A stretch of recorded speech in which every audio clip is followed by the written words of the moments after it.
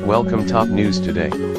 Reports indicate that Robert Mueller, the special counsel leading the Russia collusion investigation, will soon formally notify the White House legal team of his intent to seek an interview with the president.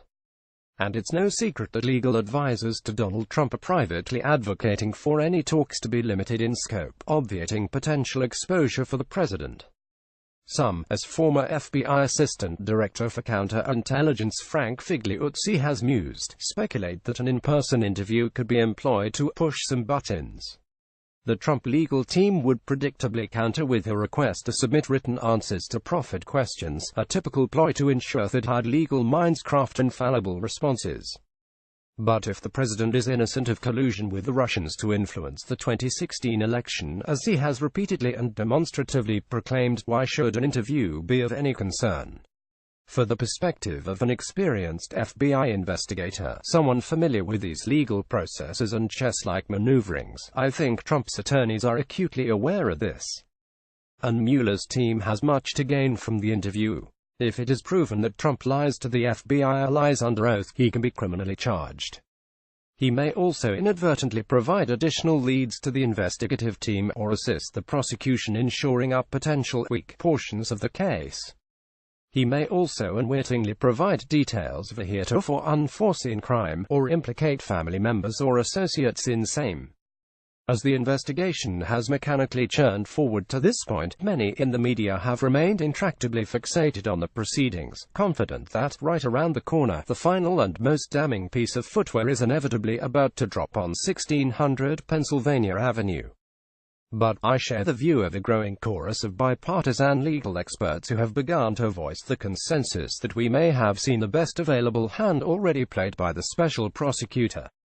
What we have so far is a criminal information filed against Trump's short-lived campaign manager, Paul Manafort, and an associate, Rick Gates. The charges included allegations of conspiracy and money laundering, and were unrelated to the short time Manafort worked within the Trump campaign. Then there were the guilty pleas of one-time National Security Advisor Michael Flynn and peripheral campaign consultant, George Papadopoulos. Both pled guilty to lying to the FBI. So, for those keeping score, no guilty pleas to an underlying scheme. That's critically important. Manafort and Gates may be shady businessmen and guilty of a slew of loathsome white-collar criminal activities. But from what we know now, none of it was related to the president. Flynn and Papadopoulos only pled guilty to lying to FBI agents, not to an actual crime itself. If there was collusion, I believe that Mueller would have had two of Trump's highest-level inner-circle folks, Manafort and Flynn, plead guilty to something with more exposure.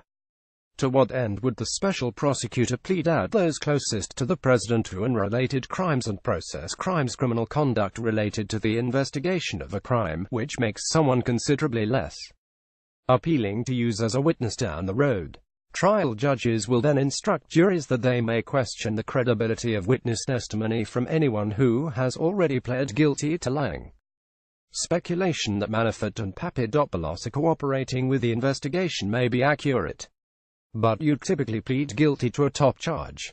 They didn't. And there's no evidence to indicate Mueller has yet detected one. But Trump's potential exposure goes beyond collusion.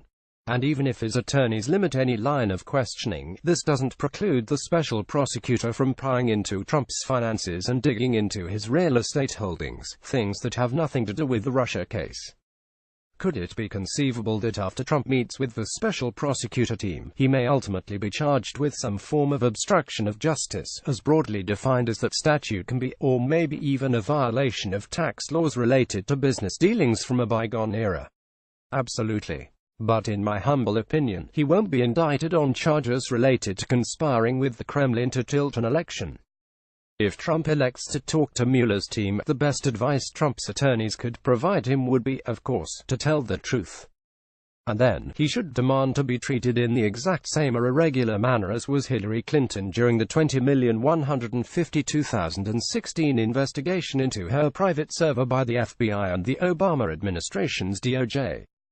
Ultimately, that may prove to be his best insurance policy. James A. Gagliano, a retired FBI supervisory special agent, is a professor at St.